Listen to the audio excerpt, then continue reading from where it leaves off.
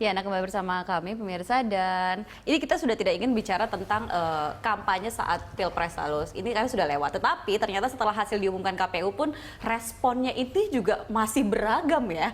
Masih ada yang pro, ada yang kontra, bahkan kalau bisa dikatakan di media sosial ini timeline memanas lagi.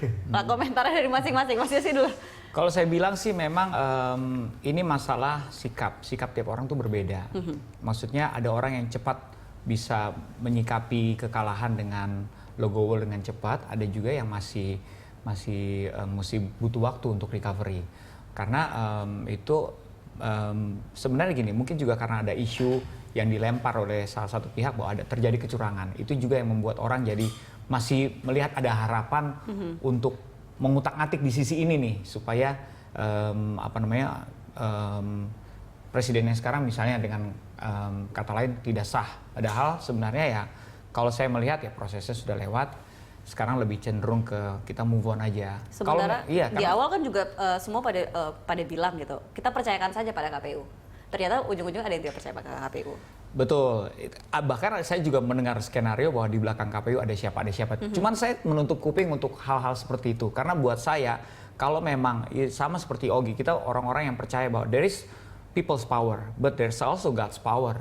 Maksudnya negara ini pasti saya percaya pemimpin yang dipilih di sini sudah Tuhan tentukan. Kalau memang nanti taruhlah yang kalah Prabowo akan jadi presiden beberapa tahun kemudian ya mungkin akan ada waktunya. Kita nggak pernah tahu. Tapi saya percaya yang sekarang ini ya sudah terpilih itu ya kita harus dukung sebagai rakyat. Nah kalau Mas Ogi kan ini tadi mengatakan bahwa sebenarnya berada di kebetulan ya di pihak yang menang, pihak yang menang. Nah, bagaimana kemudian menyikapi teman-teman yang mungkin berbeda, yang berada di pihak kalah, kemudian kan juga sering lah, masih ada lah komentar-komentar yang seperti itu.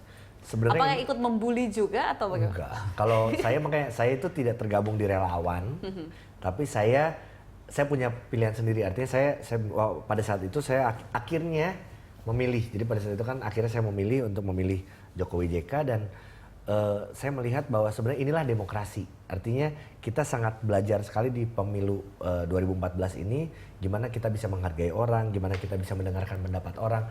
Itulah yang kadang-kadang kita cuman sebatas wacana ngomong seperti itu. Tapi kadang-kadang saya juga walaupun bukan relawan, kadang-kadang kita dengar dari kubu yang satu, kok ngomongnya gitu banget ya. Tapi tapi itu adalah bagian dari demokrasi yang buat saya itu adalah gimana kita bisa tumbuh dewasa, gimana kita bisa bikin bahwa melupakan kepentingan pribadi untuk kepentingan bersama, itu kepentingan untuk negara kita. Ogi nggak relawan soalnya banyak yang nggak rela deh jadi. Benar. Tapi sebenarnya memang kita kemarin harus mengakui banyak sekali yang mencederai demokrasi itu sendiri. Karena orang belum memilih pun sudah dicap kadang-kadang, itu nggak boleh sebenarnya. Menurut saya freedom of choice, terserah dia memilih siapa, kita nggak boleh siapa bercap. Kita juga harus menghargai. Betul. Baik, kita nanti lanjut lagi di segmen berikutnya. Pemirsa, kami akan segera kembali, jangan kemana-mana.